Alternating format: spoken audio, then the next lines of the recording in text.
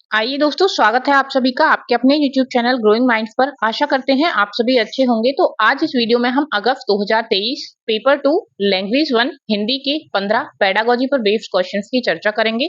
तो आइए आगे बढ़ते हैं और देखते हैं अपना पहला क्वेश्चन। पहला क्वेश्चन है कि एक अध्यापक ने विद्यार्थियों को समूह में विभाजित किया और हाथियों की कहानी पढ़ने से पहले उनके बारे में आयोजित प्रश्नोत्तरी में भाग लेने के लिए कहा। यहाँ पर अध्यापक का मंतव्य क्या है, मतलब अध्यापक का क्या उद्देश्य है, क्या मंशा है बच्चों से इस क्रिया को कराने के पीछे। तो देखिए, पहला ऑप्शन है आपका पाठ्य पुस्तक की समीक्षा करना। तो देखिए, पाठ्य पुस्तक किसी पाठ के बारे में तो यहाँ कोई बात हो नहीं रही है कि उसके बारे में कोई राय देनी है या उससे रिलेटेड कुछ देखना है, तो ये आपका ऑप्शन नहीं हो सकता। उनकी स्मृति की परीक्षण करना, अब उनको कितनी जानकारी है किसी चीज की या फिर कितना उन्हें याद है, ऐसी भी कोई चीज यहाँ पे नहीं देखी जा रही है। थर्ड ऑप्शन है आपका सहपाठी पृष्ठपोषण। अब सहपाठी पृष्ठपोषण आपका क्या होता है कि जो हमारे साथी हैं उनके उनका एक तरह से मूल्यांकन देना, तो यहाँ पे मूल्यांकन की तो कोई बात है ही नहीं दूर दूर तक। नेक्स्ट आपका ऑप्शन है टॉपिक के प्रति रुचि पैदा करना, तो यहाँ पे आपका ऑप्शन नंबर 4 क्या हो जाएगा, राइट ऑप्शन हो जाएगा। जो टीचर है वो क्या कर रहा है, वो टॉपिक के प्रति बच्चों के अंदर क्या कर रहा है, रुचि पैदा कर रहा है। तो आइए आगे बढ़ते हैं। नेक्स्ट क्वेश्चन है आपका, भाषा की कक्षा में एक विद्यार्थी अवरोध पैदा कर रहा है, इस विद्यार्थी को किस तरह से व्यवहार किया जाना चाहिए। पहला है समाधान खोजने के लिए अभिभावकों पर निर्भर रहना चाहिए। तो देखिए, ये तो आपका ऑप्शन हो नहीं सकता है कि अगर कोई बच्चा सही से क्लास में व्यवहार नहीं कर रहा है तो आप सीधा उसके पेरेंट्स पर ही निर्भर रह जाएं कि वही देखेंगे कि क्या हो सकता है और क्या नहीं। विद्यालय प्रशासन को इस विद्यार्थी के बारे में बताना चाहिए। हाँ, ये ऑप्शन आपका हो सकता है, लेकिन देखिए, अगर बिल्कुल अर्लियर स्टेज में आप पहली ही बार बच्चे ने कुछ ऐसा किया तो आप सीधा प्रशासन तक नहीं पहुंच सकते, ये सही तरीका नहीं होगा। अगर बच्चा बार बार वो चीज हर तरह का आपने प्रयोग करके देख लिया, समझा के देख लिया, हर कोई सोल्यूशन निकाल के देख लिया, फिर नहीं हो रहा है तो आप प्रशासन तक जाएंगे, तो ये भी आपका ऑप्शन सही नहीं हो सकता। लेकिन अगर इसमें कोई और अच्छा सटीक ऑप्शन हमें नहीं मिला तो फिर ये आपका ऑप्शन राइट हो सकता है, इन केस के और कोई बेटर ऑप्शन हमारे पास नहीं होगा। उद्यमी विद्यार्थियों पर ध्यान देना, अब सिर्फ ध्यान देने से तो कुछ हो नहीं सकता, तो ये भी आपका ऑप्शन नहीं होगा। बच्चों को समाधान खोजने के लिए कहना चाहिए, ये एक सही तरीका होगा कि बच्चों से ही उसके बारे में बात की जाए और उन्हीं से बात करके कोई समाधान निकल पाए, क्योंकि देखिए उसी एज में वो बच्चे होते हैं, तो वो जो समाधान देंगे ना वो कहीं ज्यादा आपके प्रभावी होंगे उस बच्चे को समझाने के लिए। तो पहले क्या करनी चाहिए कोशिश, यहाँ इस क्वेश्चन के अकॉर्डिंग फोर्थ नंबर आपका क्या हो जाएगा, राइट हो जाएगा, कि बच्चों के साथ ही इसके बारे में बातचीत करनी चाहिए, वो क्या समाधान देते हैं, फिर उन समाधान में से कोई समाधान चुनकर आप उस बच्चे को समझा सकते हैं। नेक्स्ट क्वेश्चन है, विद्यार्थी किसी विचार बिंदु पर मानस मंथन करते हैं, संयोजन करते हैं, प्रारूपण करते हैं, संपादन करते हैं, अंततः अपने कार्य की पुनरावृत्ति भी करते हैं। इस प्रक्रिया द्वारा कौन सा कौशल प्रतिबिंब होता है।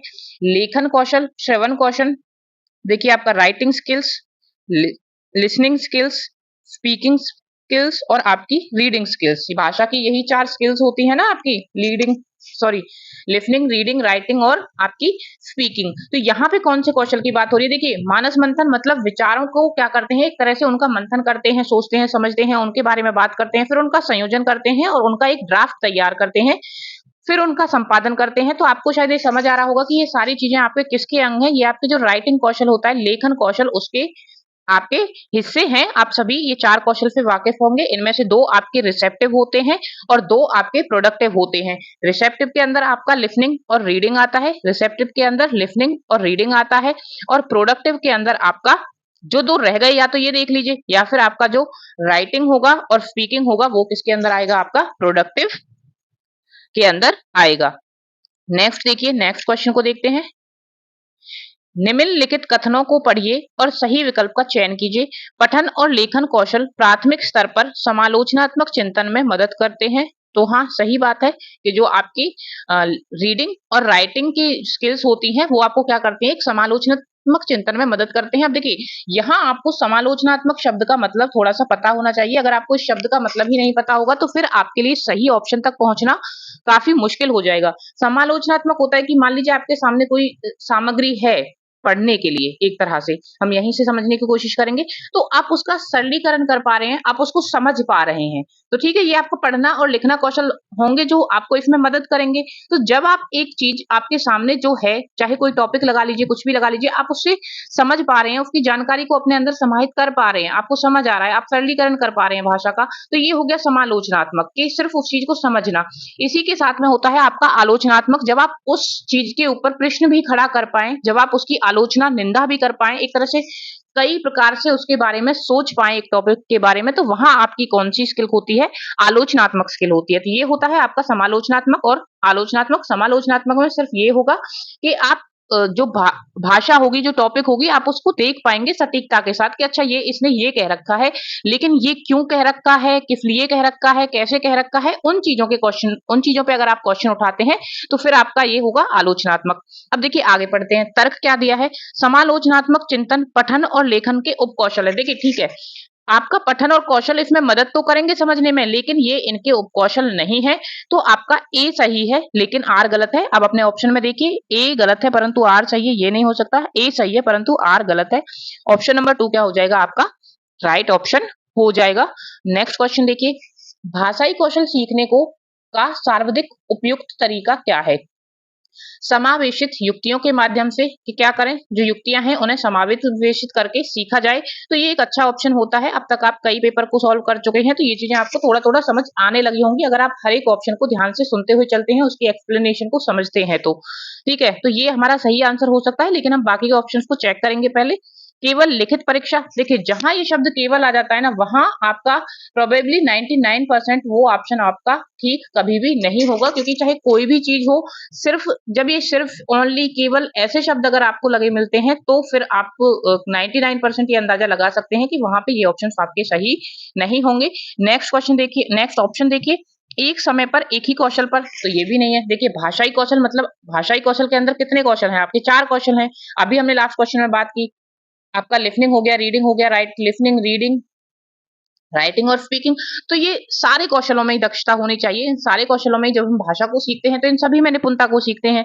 तो सिर्फ एक कौशल पर ध्यान देकर तो हो नहीं सकता। सेकंड आपका केवल हो गया, वहां नहीं हो सकता। चुनौतीपूर्वक और यांत्रिक भाषा ड्रिलों की मदद से, तो ये भी आपका क्या है?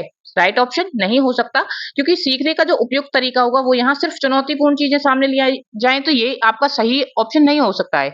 समावेशित चीजों का क्या किया जाए? प्रयोग किया जाए, सभी चीजों को, हर तरह की जो विधियां हैं उनको इंक्लूड करके एक तरह से मिला जुलाकर आपको पढ़ाना लिखाना चाहिए। अब जैसे कि मान लीजिए कोई पिक्चर आपके सामने चला दी, वहां फिर आप सुन भी रहे हैं, आप दृश्य को देख भी रहे हैं, उसके साथ उसके सबटाइटल भी चल रहे हैं, उसको आप पढ़ भी रहे हैं, तो इस तरह ये भी क्या हुआ, एक समावेशित विधि हुई कि आप तीन तीन कौशलों को एक साथ देख रहे हैं, उनका समावेशन किया हुआ है। तो इस तरह से आप बेटर तरीके से समझ सकते हैं। नेक्स्ट क्वेश्चन है, विद्यार्थियों ने वर्णनात्मक कौशल का प्रयोग करना सीखा है या नहीं? इस बात का आकलन करने के लिए अध्यापक को विद्यार्थियों को क्या करना चाहिए, क्या करने के लिए कहना चाहिए? तो देखिए, वर्णनात्मक कौशल मतलब किसी चीज का वर्णन करना सीखना। आप किसी टॉपिक के बारे में, किसी कहानी के बारे में, किसी पाठ के बारे में, या फिर मान लीजिए आपकी क्लास में कुछ ऐसा हो गया, उसके बारे में आप कितना सटीकता से, कितना अच्छे से आप चीजों का वर्णन कर पाते हैं, किसी इवेंट को बता पाते हैं, ये आपका होगा वर्णनात्मक कौशल। अब आप देखेंगे अपने ऑप्शंस को, तो देखिए पहला ऑप्शन है, वर्णन करने वाले शब्दों का प्रयोग में हुई गलतियों को सही करो। तो देखिए ये तो आपका ग्रामेटिकल या व्याकरणिक चीजें हो गई, कि जो गलतियां हैं उनको देखना है। कहानी पढ़ो और बोध आधारित प्रश्नों के उत्तर दो, तो ये तो उस कहानी की समझ है ना, कि आपने उस कहानी को कितना समझा, और फिर उनके सिर्फ आपको उत्तर देने हैं। पाठ्य वस्तु में आए क्रिया और विशेषण शब्दों पर गोल घेरा, तो ये आपकी व्याकरण की समझ हो गई कि आपको क्रिया या विशेषण पता है या फिर नहीं है। तो वर्णनात्मक कौशल का तो इससे कोई लेना देना नहीं है। एक ऐसी घटना साझा करो जो उन्हें बहुत अचंभा हुआ हो, तो यहाँ क्या करना है, एक घटना का वर्णन करना है। तो वर्णनात्मक कौशल के लिए ये आपका सबसे अच्छा ऑप्शन रहेगा। नेक्स्ट क्वेश्चन देखिए, देखिए कक्षा 7 की अध्यापिका निर्धारित पाठ्य पुस्तकों के अलावा अन्य पुस्तकों के पठन को भी सुलभ कर रही है। वह किस तरह के पठन को समुन्नत कर रही है? तो देखिए पहला आपका ऑप्शन है विस्तृत पठन, दूसरा निर्देशित पठन, तीसरा साझा पठन और चौथा गहन पठन। इस तरह का क्वेश्चन भी आप लास्ट वीडियोस में देख चुके हैं। तो इसीलिए कहा जाता है कि सीटेट में प्रीवियस ईयर आपको बहुत हेल्प करेंगे। कहीं ना कहीं कोई ना कोई क्वेश्चन तो आपका टकरा जाता है। यही क्वेश्चन शायद मैं तीसरी या चौथी बार डिस्कस कर रही हूँ पिछली सिर्फ 5-6 वीडियोस के अंदर, जिसमें से 3 आपकी गद्यांश पद्यांश की रही हैं और 3 ही रही हैं जिसमें पेडागोजी कराई गई है। तो 3 पेडागोजी की जो क्लासेस थी, मतलब टोटल 45 क्वेश्चन, उसके अंदर फिर थर्ड या फोर्थ टाइम मैं ये क्वेश्चन आपके सामने पढ़ रही हूँ। क्वेश्चन सेम नहीं है लेकिन आपके रिलेटेड ऑप्शंस हैं। तो देखिए, विस्तृत पठन आपका यही ऑप्शन यहाँ पे राइट होगा। क्यों? देखिए क्या कर रही है वो, एक्सटेंसिव पठन करा रही है। साझा पठन आपका क्या होता है, जब आपको बताया भी गया है पहले भी आपके अध्यापक और बच्चे साथ साथ में सस्वर पठन कर रहे हो एक साथ में, ठीक है, वहां आपका साझा पठन होता है। जैसे कि आपको एग्जांपल दिया गया था कि क्लास में टीचर भी उस पाठ को पढ़ रहा है और साथ के साथ में बच्चे भी बुक खोलकर उस पाठ को पढ़ते हैं, तो वो आपका साझा पठन हो गया। गहन कब होता है, जब आपका किसी चीज के लिए बारीकी से आप पढ़ते हैं ना। मान लीजिए कि एक आया था लास्ट में प्रश्न के समाचार पत्र में से कुछ एक पर्टिकुलर चीज देखने के लिए समाचार पत्र या न्यूज़पेपर को कोई पढ़ रहा है, तो वो कौन सा पठन कर रहा है, तो वो बारीकी से पठन कर रहा है। गहन मतलब इंटेंसिव आपका पठन वहां पे हो रहा है। निर्देशित पठन भी यहाँ पे नहीं होगा कि निर्देश के लिए हो रहा है, तो ये भी आपका ऑप्शन नहीं है। यहाँ पे क्या है, आपका विस्तृत एक्सटेंसिव पठन हो रहा है। अध्यापिका पाठ्य पुस्तक के अलावा भी अन्य पुस्तकों को पढ़ाने के लिए माहौल को सुलभ कर रही है। तो ये आपका पठन होता है कि अपनी जानकारी बढ़ाने के लिए, एक समझ बढ़ाने के लिए, आनंद के लिए ज्यादा से ज्यादा चीजों को पढ़ना। नेक्स्ट है आपका, प्रधान अध्यापिका ने भाषा अध्यापक को नए सन के लिए पाठ्य पुस्तकों और अन्य संसाधनों का चयन करने के लिए कहा। इनका चयन करते समय निम्नलिखित में से एक प्रासंगिक नहीं है। तो यहाँ आप इस चीज पर गौर करेंगे कि जो ऑप्शन गलत है आपका, वो आपका सही ऑप्शन होगा। विद्यार्थियों का स्तर, सामग्री की अवधारणा। देखिए, विद्यार्थियों का स्तर तो हमको देखना चाहिए कि हमारे जो बच्चे हैं वो किस तरह का स्तर है उनका, उसी हिसाब से। अब देखिए कुछ पर्टिकुलर बुक्स ही, मान लीजिए थर्ड या फोर्थ की कोई बुक है, कोई भी क्लास उठा लीजिए, किसी का लेवल थोड़ा सा अप हो सकता है, किसी का लेवल थोड़ा सा डाउन हो सकता है, किसी की लैंग्वेज काफी आसान हो सकती है, किसी की थोड़ी सी कॉम्प्लेक्स लैंग्वेज हो सकती है, बुक्स की अलग अलग।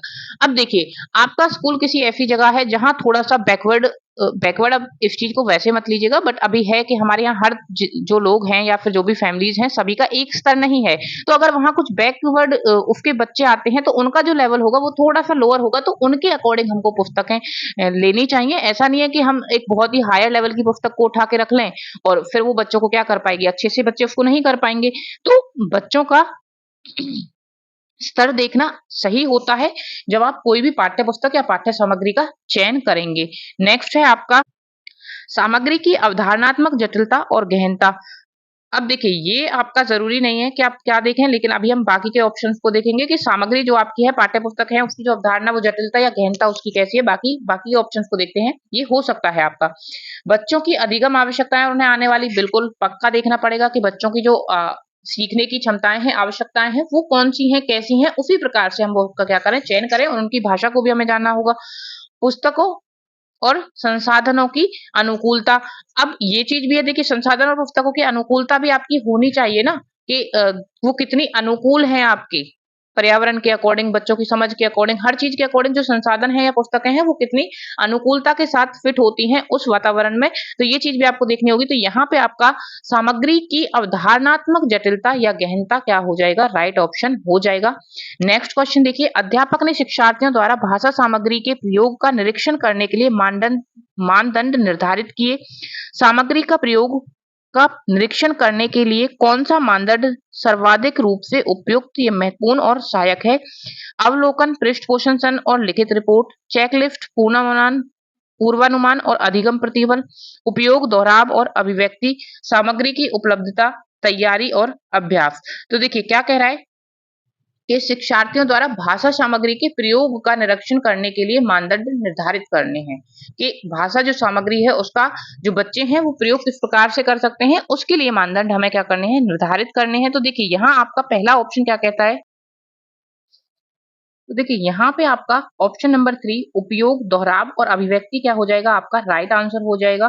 क्योंकि देखिए कितना उपयोगी है, क्योंकि हमें किसके बेस पर देखना है कि भाषा सामग्री के प्रयोग के निरीक्षण के लिए मानदंड निर्धारित करने हैं। तो अगर प्रयोग के लिए करने हैं तो सबसे पहले तो हम यही देखेंगे ना कि वो कितना उपयोगी है, कितना बच्चे उसे किस तरह से उपयोग कर पाते हैं। दोहराव, अब देखिए एक बार में ही तो कोई बच्चा सब सीख नहीं जाएगा। अगर आप भाषा की बात करें, भाषा कौशल सीखने की बात करें, तो उसको एक टाइम लगता है, ठीक है, वो एक प्रोसेस है जहां आपको बार बार चीजों को क्या करेगी, दोहराने की जरूरत पड़ेगी। और उस भाषा सामग्री की अभिव्यक्ति, उसका बच्चे पर क्या प्रभाव पड़ता है। तो यहाँ पे जो ऑप्शन नंबर 3 होगा वो आपका सटीक आंसर होगा। 4 भी इन सम केस हो सकता था, लेकिन अगर आपको ये ऑप्शन नहीं दिया होता तो तो आपका थर्ड यहाँ पे क्या हो जाएगा, राइट ऑप्शन हो जाएगा। क्योंकि देखिए सामग्री की उपलब्धता तो एक अच्छा पॉइंट है, लेकिन तैयारी और अभ्यास उस हिसाब से, क्योंकि हमें देखना है कि प्रयोग, भाषा सामग्री के प्रयोग के निरीक्षण के लिए मानदंड निर्धारित करने हैं, तो उस हिसाब से ऑप्शन नंबर 3 आपका क्या होगा, राइट ऑप्शन होगा।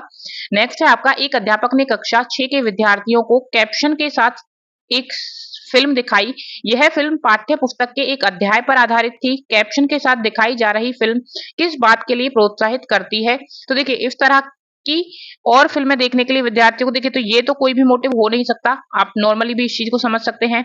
मौखिक संकेतों द्वारा श्रवण युक्तियों पात्रों के अभिनय की सराहना करना। तो देखिए अगर टीचर कोई मूवी दिखा रहा है किसी पार्ट से रिलेटेड, तो वो पात्रों के, यहाँ जो मेन मोटिव होता है टीचर का, अगर टीचर और बच्चे हैं एक क्लास में तो उनका मेन मोटिव होता है अधिगम देना, बच्चों को कुछ सीखना सिखाना। तो यहाँ पे जो पात्र है वो उनके अभिनय वो किस तरह से करते हैं उसकी समीक्षा करना या उसकी सराहना करना, ये मेन मोटिव कभी भी एक अध्यापक का नहीं हो सकता, क्योंकि वो बच्चों को कुछ सिखाने के लिए वहां पर है। सक्रिय रूप से देखना और सुनना, चलो ठीक है, सक्रिय रूप से देखना और सुनना इसमें शामिल है, लेकिन सिर्फ देखना और सुनने के लिए भी अध्यापक ये नहीं करवा रहा होगा।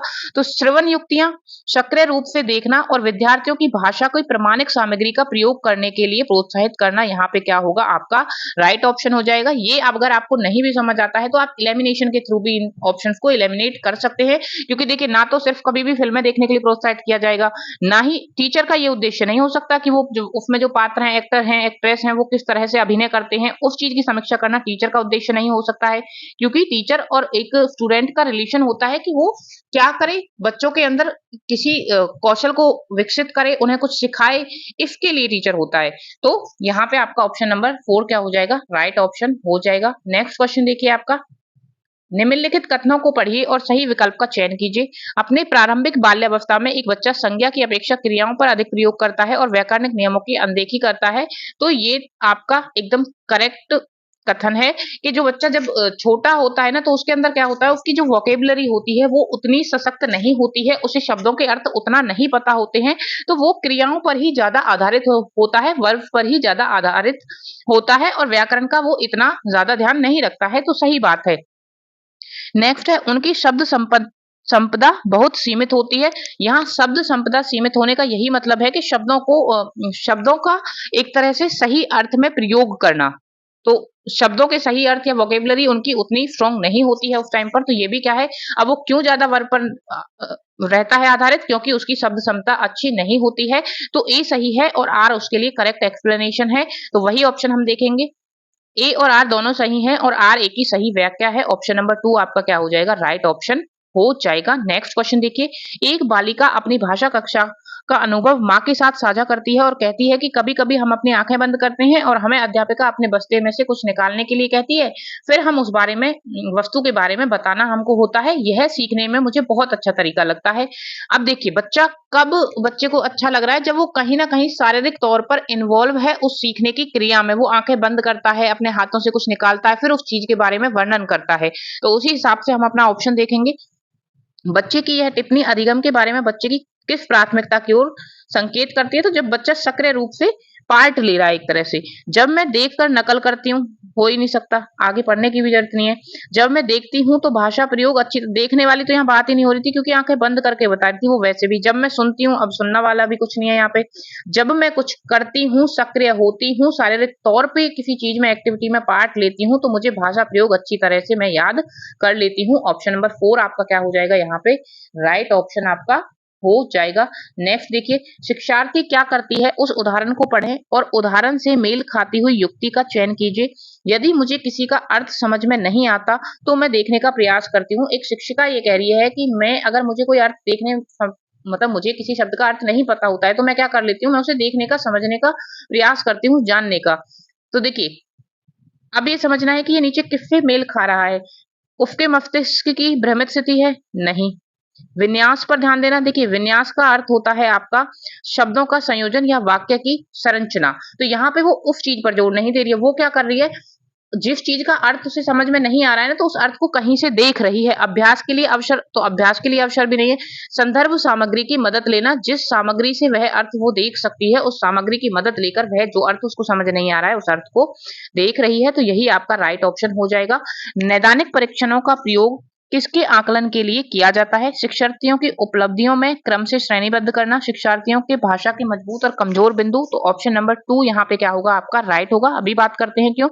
शिक्षार्थियों के अपनी भाषा संबंधी गलतियों को स्वयं पहचानने की योग्यता, पाठ्य पुस्तक के मुख्य बिंदुओं का सारांशिकरण करने की योग्यता। तो ये आपके ऑप्शंस नहीं होंगे, क्योंकि जो ये नैदानिक परीक्षण होता है ना, ये होता ही इसलिए है कि एक पर्टिकुलर फील्ड में जो बच्चे हैं वो किस चीज में कमजोर हैं, कहाँ उन्हें सुधार की आवश्यकता है और कौन से उनके मजबूत पक्ष हैं। तो ये नैदानिक परीक्षण आपका इसीलिए किया जाता है ताकि जहां बच्चे कमजोर, जो मजबूत पक्ष हैं वो उनके जाने जा सके, और जहां पे वो कमजोर है वहां पे जो शिक्षण की विधियां हैं उन्हें सुधारा जा सके, उन्हें सुधारने के लिए निर्देश स्थापित किए जा सके। तो इसलिए आपका नैदानिक परीक्षण होता है। तो भाषा के मजबूत पक्ष और कमजोर पक्षों को देखना ही क्या होता है, नैदानिक परीक्षणों का मतलब होता है। निपुणता परीक्षण सदैव किसका आकलन करते हैं? बहुसंवेदी अधिगम अनुभव का, दैनिक वार्तालाप की भाषा का, विद्यार्थियों को पढ़ाई गई भाषा का, भाषा का वह स्तर जहां तक विद्यार्थियों की पहुंच बन गई है। तो देखिए निपुणता परीक्षण में क्या देखना चाहता है कि अब जो बच्चे की भाषा है वो कितना निपुण हो चुका है। अगर वास्तविक परिस्थितियों में जो उसे सिखाया गया है वो भाषा उस पर अगर यूज करवाई जाए, उसका प्रयोग करवाई जाए, तो वास्तविक परिस्थितियों में वो किस प्रकार कितना उसका प्रयोग कर सकता है, तो उस स्तर को चेक किया जाता है। तो यहाँ पे क्या होगा आपका ऑप्शन नंबर 4 क्या हो जाएगा, राइट ऑप्शन हो जाएगा। तो ये आपके 15 क्वेश्चन जो पेडागोजी पर बेस्ड थे। नेक्स्ट 15 क्वेश्चन हम नेक्स्ट वीडियो में देखेंगे। तो यहाँ पे आपका अगस्त 2023 पेपर 2 की जो लैंग्वेज 1 की हिंदी है उसके 15 क्वेश्चंस पेडागोजी के कंप्लीट होते हैं। देखिए पढ़ना शुरू कर दीजिएगा, पेपर नजदीक है, अब सिर्फ 1 मंथ आपका रहता है, तो अच्छे से तैयारी कीजिएगा। एंड आई होप आपको मेरा समझाने का तरीका समझ आ रहा होगा, आप ऑप्शंस को अच्छे से समझ पा रहे होंगे। तो मिलेंगे नेक्स्ट वीडियो में इसके नेक्स्ट आगे 15 क्वेश्चंस के साथ। तब तक के लिए अपना ध्यान रखिएगा। अगर वीडियो अच्छा लगा हो तो प्लीज लाइक कर दीजिएगा, चैनल को सब्सक्राइब कर लीजिएगा। Thank you.